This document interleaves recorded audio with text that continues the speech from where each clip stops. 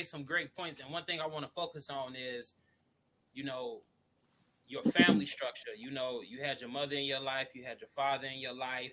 Right. They both brought you up, being creative, learning how to DJ, teaching you about different music, learning different music, different grooves and things like that. And one thing that I noticed with you a lot is that you're always with your son.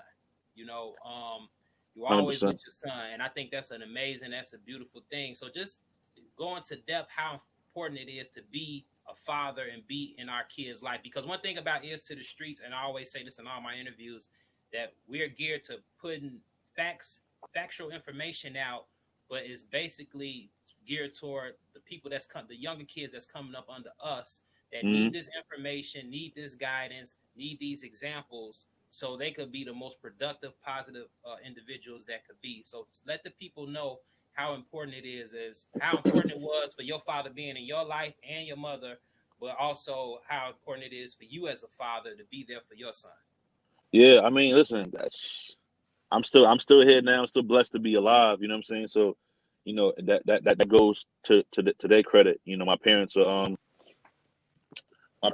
definitely on deck, 120,000%. You know what I'm saying? Still now. You know what I mean? And you know, everybody grew up in different areas. You know what in different hoods, whether you're from New York or Orlando or Alabama or Chi-Town. Like everyone has a hood, so it's easy to kind of get distracted and be out there and follow your friends and just it's real easy. It's super easy to just go be a part of a game, sell dope or whatever. Like, you know what I'm saying? Hustling.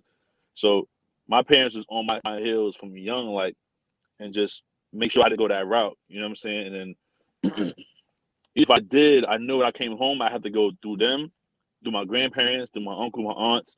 Like Right. it was a chain of Yeah, command. hey, Like, all right, they they go going, send you through the whole village. Like yeah. So I would think about like, all right, I see my friends doing something like, damn, if I even try to think about doing something like this, I got to go home and deal with this person, then this person, and then it's like, all right, nope, I ain't got time. Like, you know what I'm saying? So they definitely kept me.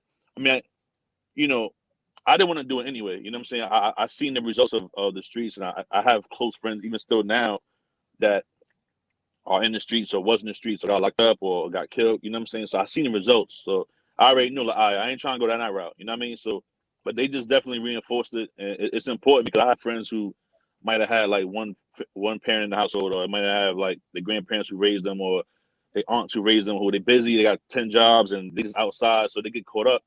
So I've seen that. So it's definitely important. You know what I mean? So that carried on to me with my kid. I just always felt like I have to be there. You know what I mean? Like I don't want him to hear about anything negative or anything in the streets or anything that before he hear from me first. So even he just turned 8. Shout out my son Dawson. He just turned 8.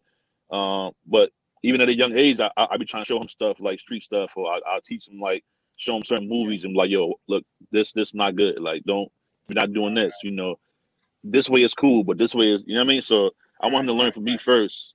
I don't want him to be in the street and his friends or somebody else will be like, oh yeah, go, try this, do this, and come. right. Yeah. So it's very Yeah, that's important, man. yeah, that's that approach that you have, I think, is definitely key. In our youth, the fathers, they definitely need us in their life. I'm not a father, but they need us in Okay. their life. You know, and you want them, in my opinion, you want your child's biggest influence to be the parent.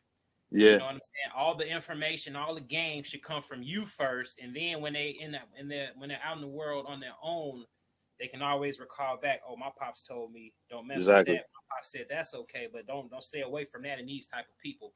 So, Yeah.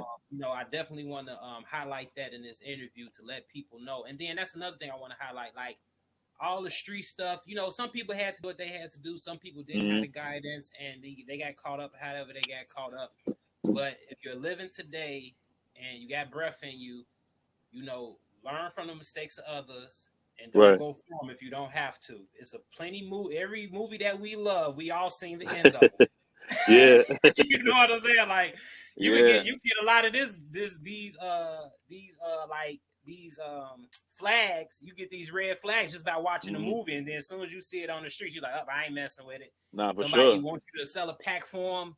You Yeah. already see what happened to Nino and G Money. You know what I'm saying? Yeah, yeah. You know what I'm I mean, saying? So, you know, and for those who are watching who may be in the streets, and you know what I'm saying, shouts to y'all, but you know, there's other ways to do it. Like, you know, a good friend of mine, you know, of course I ain't gonna say his name, but a good friend of mine's, you know, he was selling and doing stuff for a long time. You know what I'm saying? And then um up to recently, you know, he started kind of using that hustle mentality to get into a business where he started to sell mhm. legal things. You know what I'm saying? Like, but Right, if I right, say right. what it is, then they might know what I'm talking about. But he took that mindset and he called me like, "Yo, G, you know, you been telling me for years to do this and to do and to do that." And I'm like, "Yo, it makes sense now because you use the same mentality you did for the streets to sell what you're selling now, which is legal." You know what I'm saying? And he was like, Right, "Yo, right.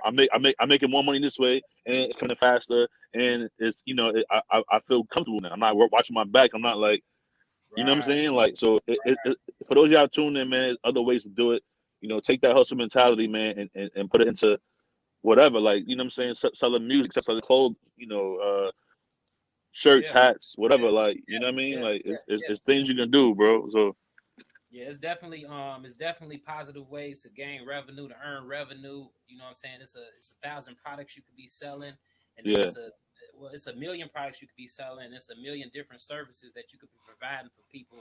You know what I'm saying? To make yourself your own boss, entrepreneur, or even if you're working for somebody, you know what I'm saying? That's still a decent, positive thing to do. for Besides sure. anything that ends you up in jail or anything that ends you up behind bars. You know Yeah, what I'm yeah, saying? So man.